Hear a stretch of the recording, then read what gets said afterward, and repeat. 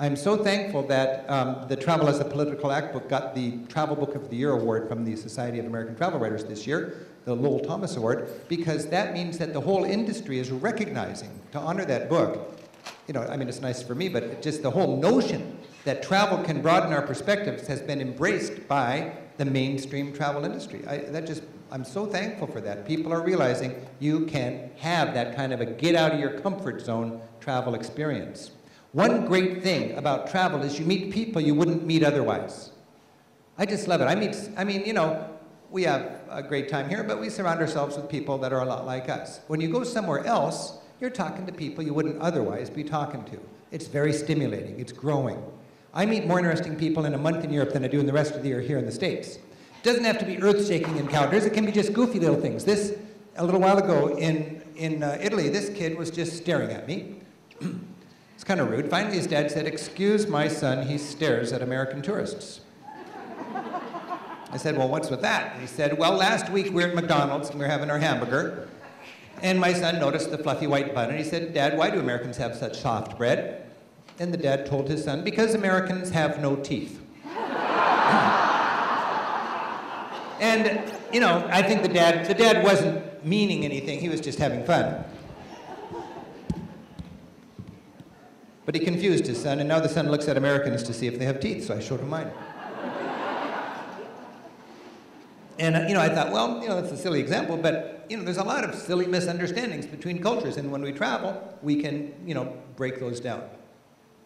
One of my favorite countries to travel anywhere is Ireland. And I think one major reason why I love Ireland so much is because in Ireland I have this sensation that I'm understanding a foreign language. I don't know what that's like, but boy, I really envy people who speak another language. And in Ireland, people have the gift of gab, first of all, and they have this art of conversation. And my theory is that the people who are most fun to talk to in Ireland speak Irish or Gaelic as a first language, and that's the template for the way they communicate, and they translate literally into English. When you want to see Ireland in the extreme, you go to the west coast, places shaded green on the map, they're called Gaeltachts. Ireland, humble as that economy may be, values its traditional lifestyles to the point where they create national parks for the traditional culture, where the government subsidizes traditional lifestyles, small family farms and so on, just because they think it's important for their society to know from where they came. Not good for business, good for the fabric of that society. That sort of notion wouldn't float here. But over there, they're enthusiastic about that. They have a program where kids from the big cities can go out into the West Coast and learn a little Gaelic and learn the dances and learn the songs. I just love that. I'm so inspired by that. Way on the west coast of Ireland, when they stand on the edge of the island, look out at the Atlantic and they say, "Ah, the next parish over is Boston."